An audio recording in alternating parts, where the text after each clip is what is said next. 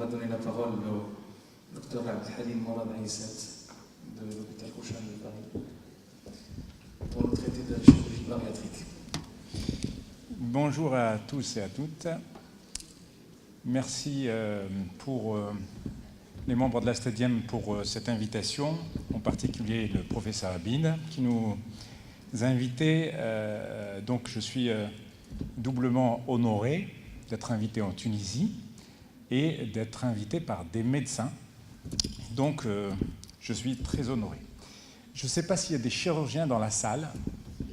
Je sais qu'il y a un chirurgien à ma gauche, donc je suis bien soutenu.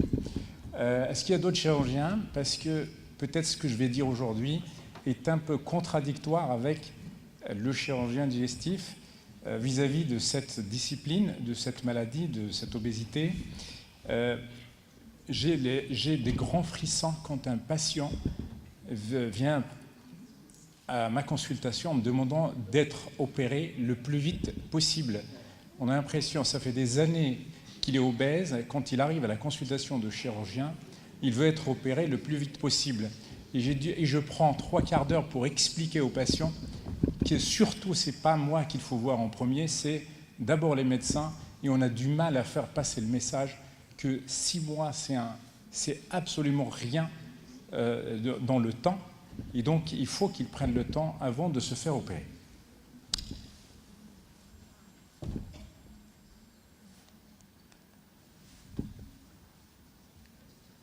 Bon, après ce concentré de physiopathologie que Sébastien a fait, effectivement, on est amis de longue date. On était amis quand on était interne à l'Hôtel Dieu, donc ça fait 20 ans qu'on travaille ensemble.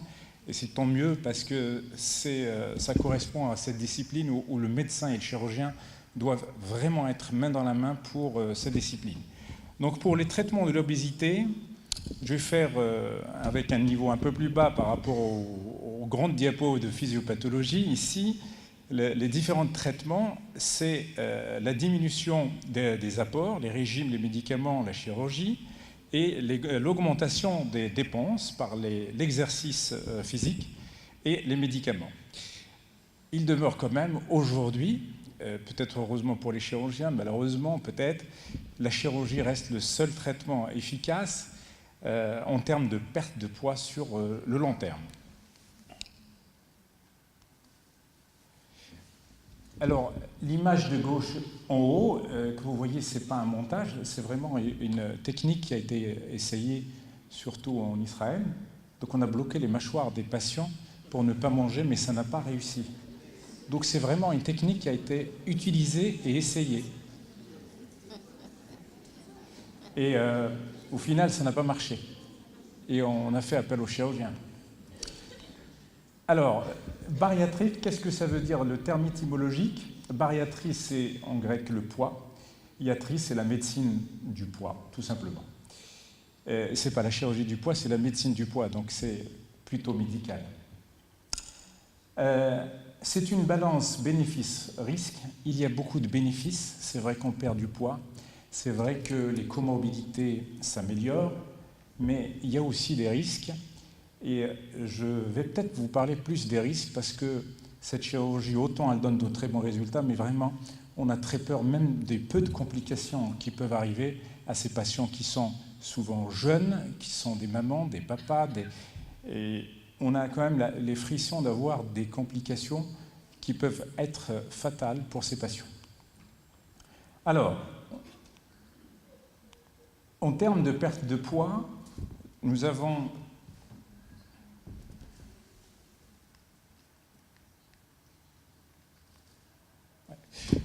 en termes de perte de poids cette courbe suédoise, de l'étude suédoise qui est très très connue, de suivi sur 15 ans de 2000 patients opérés et 2000 patients non opérés.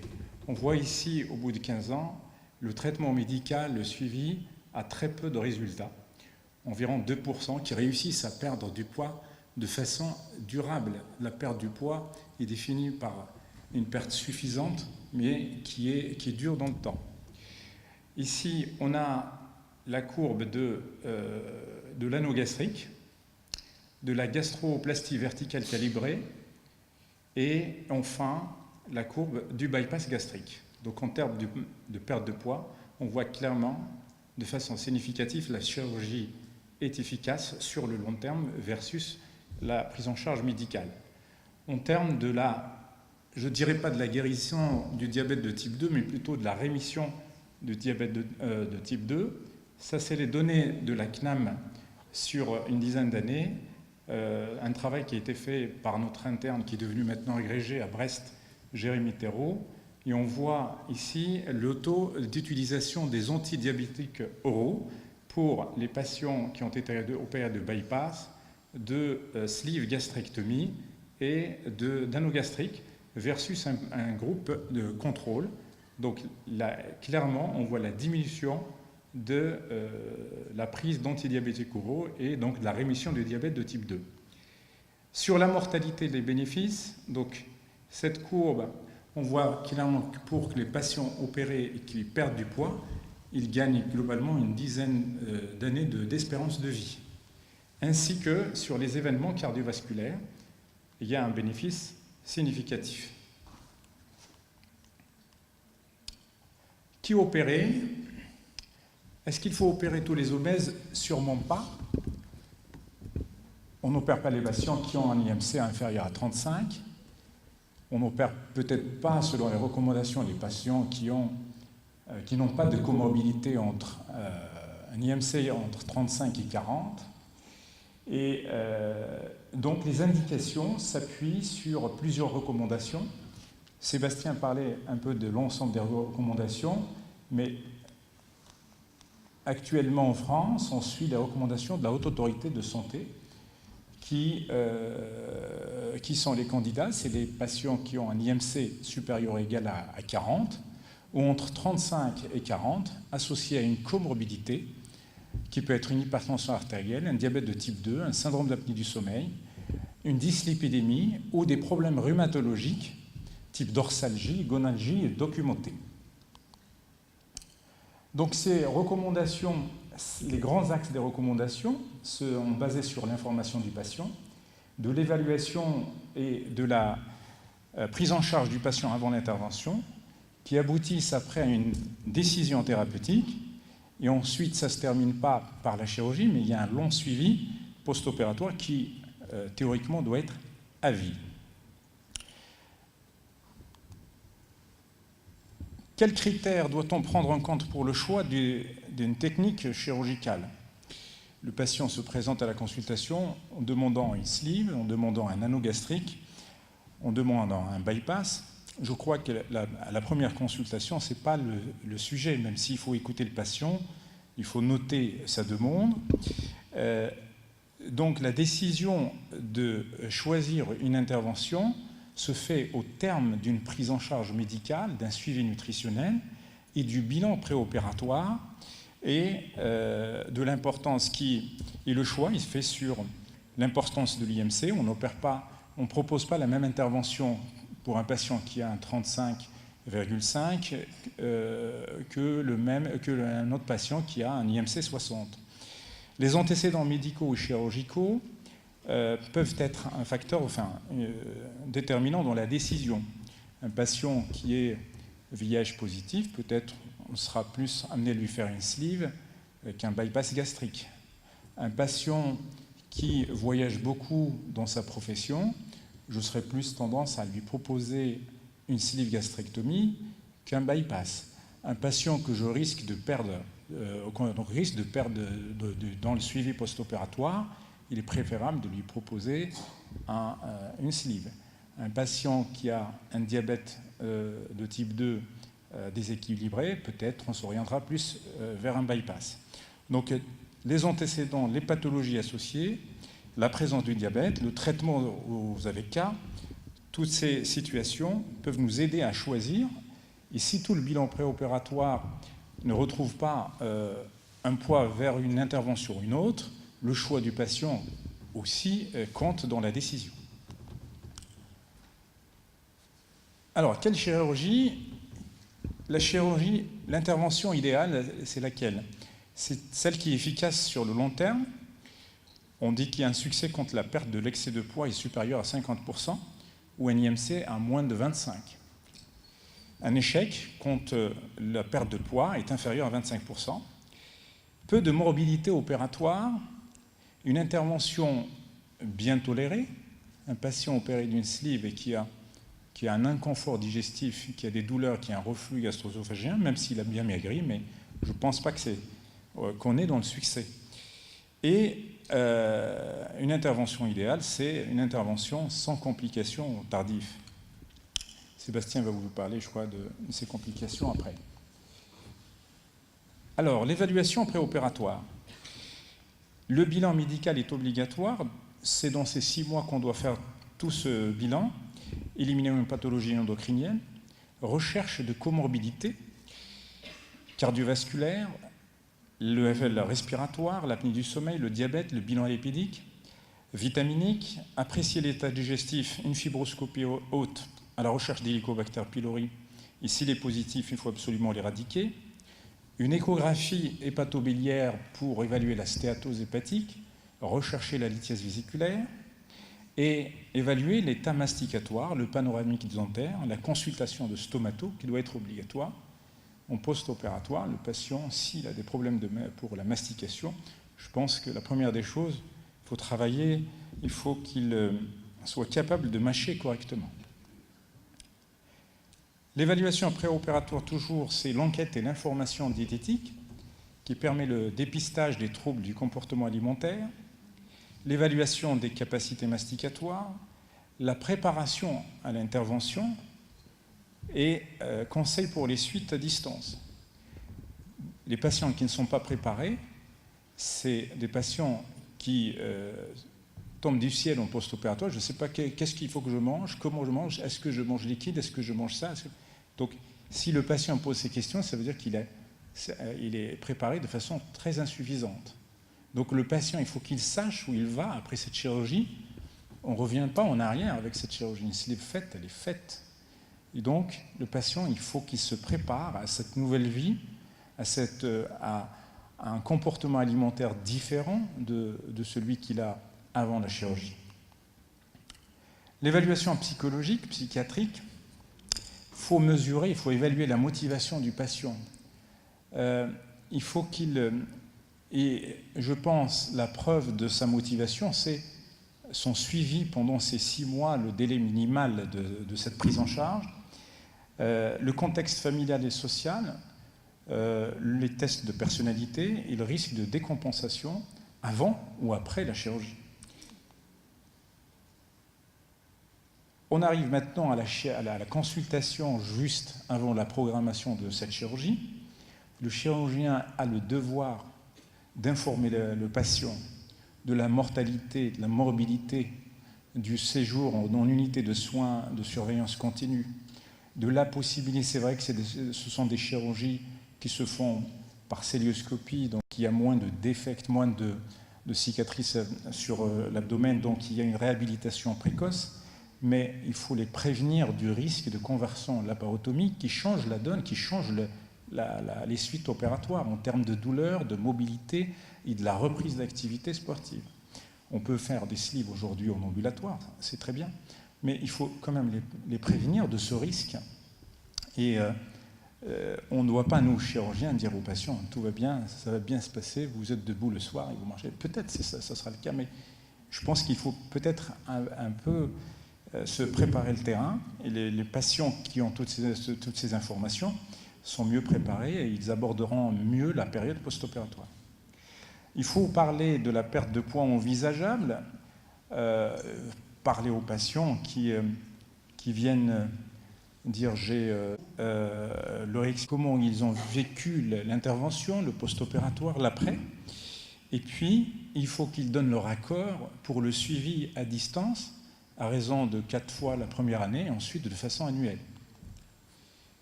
En pratique, dans le meilleur du monde, un patient obèse, il voit d'abord son médecin traitant qui l'adresse au nutritionniste, lui-même qui fait le bilan préopératoire et tout le travail, il l'adresse au chirurgien. Ces 3 piliers qui vont faire appel à d'autres spécialistes en fonction du patient, en fonction des antécédents, des comorbidités des patients, pour faire un bilan complet avec tous ces spécialistes, voire plus si besoin. Et donc il s'agit d'un long parcours interdisciplinaire avec des professionnels expérimentés. Je passe cette diapo parce que je crois que le temps avance. Le chirurgien doit être expérimenté, doit connaître les différentes techniques de chirurgie bariatrique, pas une seule. La learning curve est importante. Vous allez voir dans l'échelle de la difficulté opératoire, j'ai mis plusieurs interventions chirurgicales de chirurgie digestive. Si on a une échelle de 0 à 10, on sait que la difficulté de faire un bypass gastrique est un 9,5. Donc il faut des gens qui sont formés, qui ont cette expertise pour opérer ces patients. Et donc il faut des environnements spécifiques, il faut des centres adaptés, il faut des blocs adaptés, il faut des tables adaptées, il faut des tensiomètres adaptés, il faut des anesthésistes adaptés, il faut des chaises adaptées, il faut des lits adaptés. Donc il faut que ça soit fait dans des centres un environnement bien adéquat, où il y a une réanimation, où le radiologue, et même le radiologue, il doit être formé à cette discipline. Je passe rapidement pour arriver aux techniques chirurgicales. Nous avons dans la colonne supérieure les interventions restrictives et en bas les interventions restrictives et malabsorptives. Donc, je passe parce qu'on va les avoir en détail une par une. La tendance actuelle en France, c'est, vous voyez, sur 2016, on frôle les 60 000 interventions. Alors, pourquoi je pas...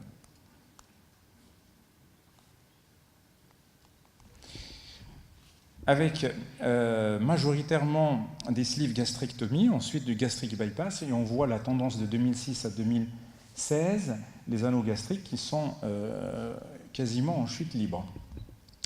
Alors, beaucoup de patients, est-ce que c'est réversible ou pas réversible? L'anneau gastrique est réversible, le bypass gastrique, oui, il est réversible, la sleeve n'est pas réversible, la diversion biliopancréatique est réversible. L'anneau gastrique est une intervention chirurgicale qui consiste à mettre un anneau juste au-dessous du cardia, un anneau ajustable qu'on gonfle pour serrer ou desserrer. Une variante gastroplastie verticale calibrée qui est abandonnée. Donc vous voyez ici l'anneau gastrique juste au-dessous de l'œsophage et de la petite poche gastrique. Les avantages, c'est un procédé chirurgical simple. Ça se fait par célioscopie, en ambulatoire. On ajuste, on serre ou on dessert l'anneau à travers le boîtier. Il est réversible si besoin, la mortalité est quasi nulle. Les inconvénients, c'est l'intolérance, le résultat qui est aléatoire, ne convient pas aux IMC forts, la perte de poids est limitée. Il y a des complications liées à la présence d'un corps étranger intra-abdominal. Voici l'installation du patient dans un bloc opératoire sous anesthésie générale, en demi-assise, bas de contention place, la position proclive.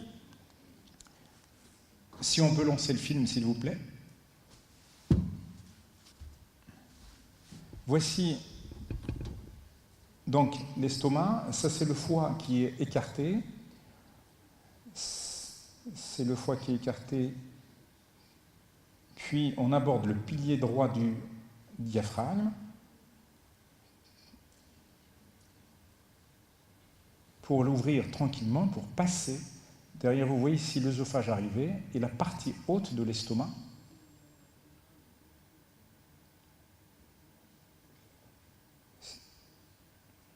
On a de la chance sur cette diapo que ça saigne, pas sur ce film que ça saigne pas, parfois ça saigne.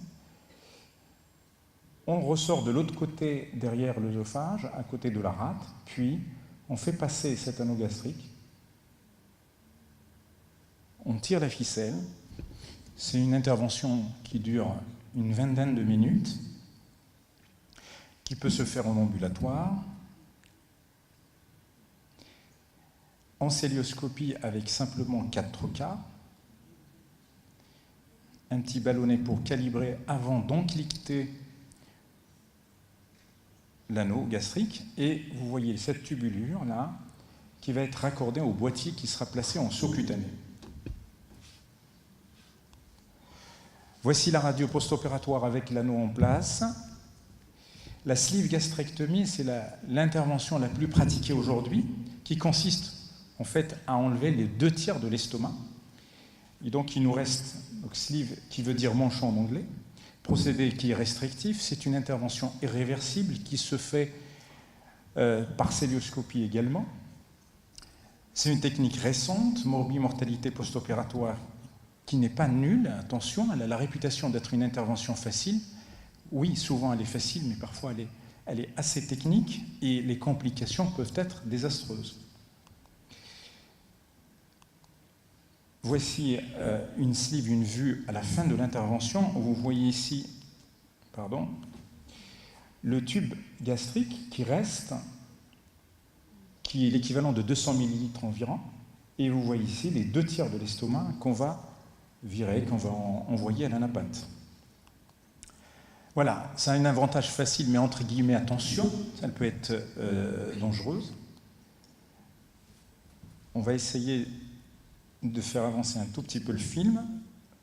Voici, on repère l'estomac. On va faire une gastrolyse, c'est-à-dire on va séparer toute cette graisse et les vaisseaux courts de l'estomac jusqu'à l'œsophage, jusqu'au bord gauche de l'œsophage, le foie, vous le voyez là-haut. C'est le point le plus difficile, ça, au niveau de la partie supérieure de l'estomac, où c'est collé à la rate, où il y a des risques d'hémorragie sur la rate quand ça colle comme cette intervention. Et c'est là la complication redoutable de la sleeve, c'est la fistule gastrique qui peut se produire à ce niveau-là. Voici la manière dont on coupe l'estomac. C'est des pinces agrafantes. Il y a 3 lignées d'agrafes de chaque côté et une lame au milieu de cette pince qui agrafe des 2 côtés, puis coupe au milieu.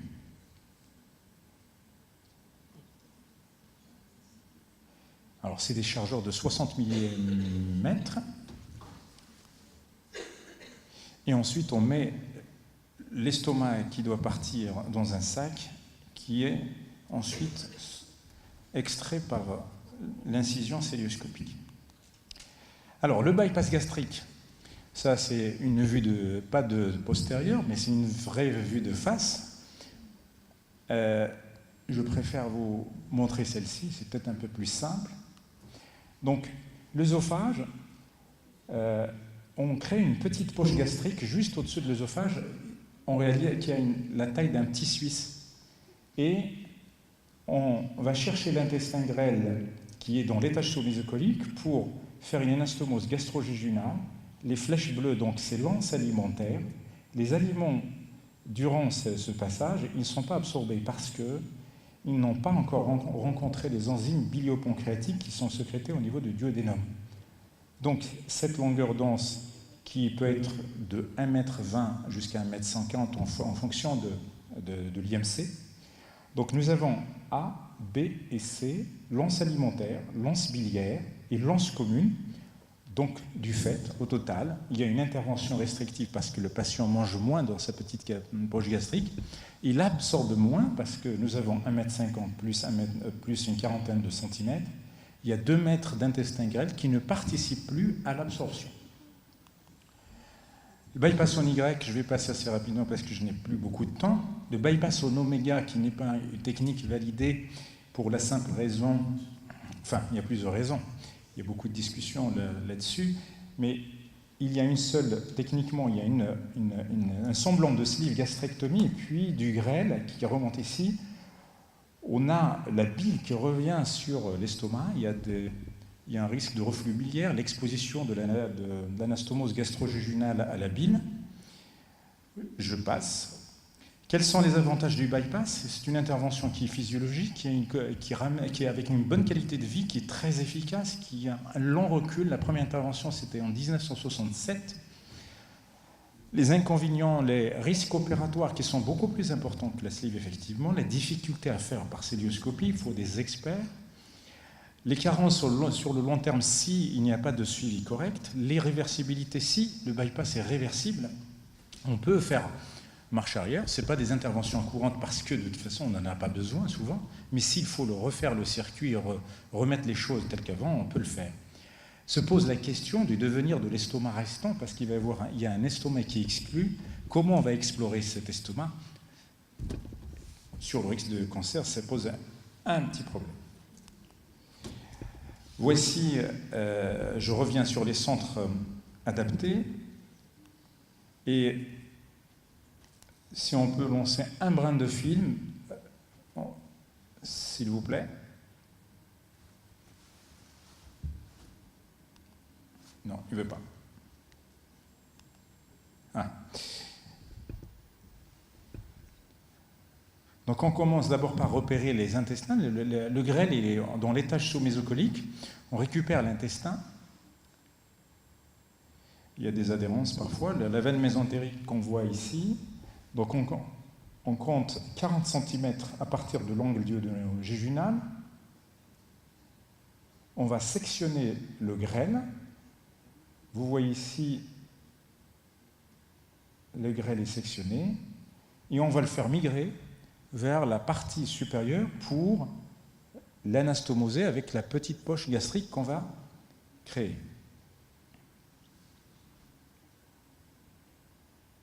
C'est des interventions au début de l'expérience, en 2002, à l'Hôtel-Dieu, on mettait 9 heures pour faire un bypass.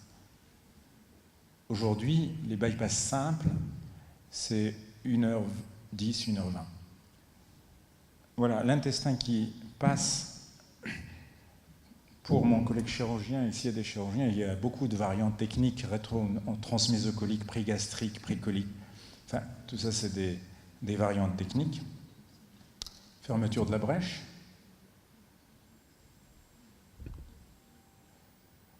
Si on peut faire avancer un peu plus le film, s'il vous plaît.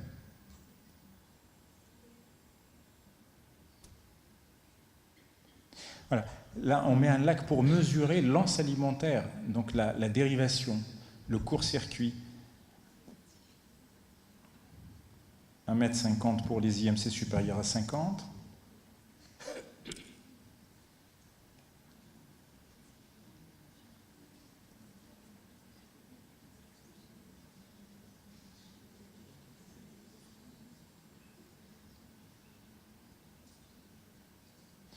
Et ensuite l'anastomose jéjuno-jéjunale,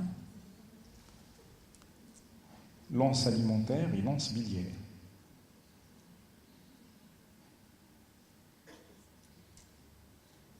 Les sutures, ce n'est pas des sutures à la main, c'est des passes mécaniques. Donc on a assez de facilité pour faire ces anastomoses.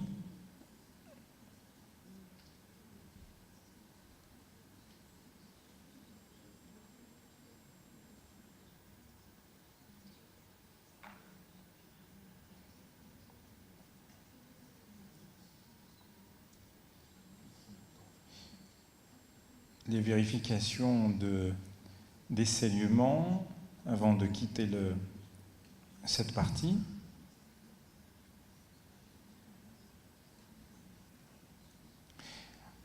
Ça, c'est l'intérieur de l'anastomose qui peut être source de complications post-opératoires. Parfois, cette ligne d'agrafe saigne est responsable d'un hématome. C'est des hématomes avec risque d'occlusion. Je passe rapidement, on me signale que je suis très en retard. Les complications. Sur le profil de mortalité, vous voyez ici sur la sleeve et le bypass, une diminution progressive au fil du temps de taux de mortalité. Les complications, elles peuvent être d'ordre médical, tout ce qui est embolie pulmonaire, les phlébites. Les complications chirurgicales, on est bien servi.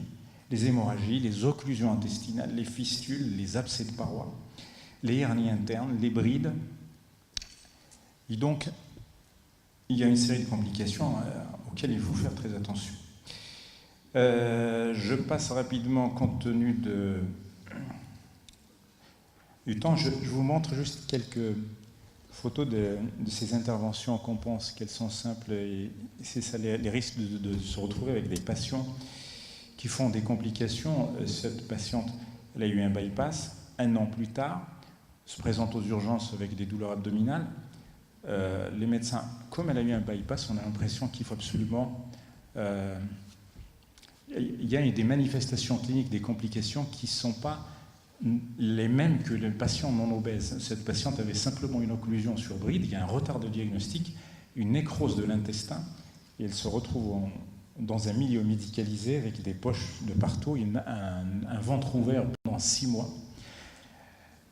Pourquoi je disais tout à l'heure des centres adaptés, des centres qui sont capables de faire ces chirurgies et de faire face surtout aux complications. Et 6 mois de réanimation, de cet appareillage, on dirait des porte-avions, des dialyses, et au final, cette patiente elle nous a donné l'autorisation de montrer sa photo, elle s'en sort, et ce matin, elle m'a envoyé cette photo. Voilà, c'est une photo de ce matin. Je passe sur les RDI internes parce que je suis très en retard et j'aimerais bien terminer sur cet applaudissement. Tout ça, c'est toutes les complications possibles et imaginaires. Je dis aux internes et aux chefs des cliniques, apprendre à faire une sleeve ou un bypass, c'est un prérequis, c'est 30% de votre formation. Le reste, c'est surtout de faire face à ce genre de complications, les brides, les hémorragies, les fistules. Bien, donc la chirurgie de l'obésité, c'est très souvent comme ça, 2004-2006, mais cette patiente, entre 2004 et 2006, en post-opératoire, elle était comme ça. Donc, je conclus, oui, la chirurgie bariatrique est efficace, elle nécessite un travail d'équipe, un environnement spécifique, aucune urgence à opérer une maladie chronique. Il faut prendre le temps de l'évaluation préopératoire et organiser le parcours de soins post-opératoire parce qu'il y a une autre étape aussi importante qui va venir après. Suivre les patients pour détecter et agir vite en cas de complications médicales ou chirurgicales. Je mets une phrase de mon patron. Quand j'étais externe, il me disait « Mourad, ce qui n'est pas vérifié n'est pas valable ». Il faut tout vérifier. Quand on fait de la chirurgie bariatrique, il faut qu'il y ait un suivi. Je laisse la parole à Sébastien et je suis navré du retard.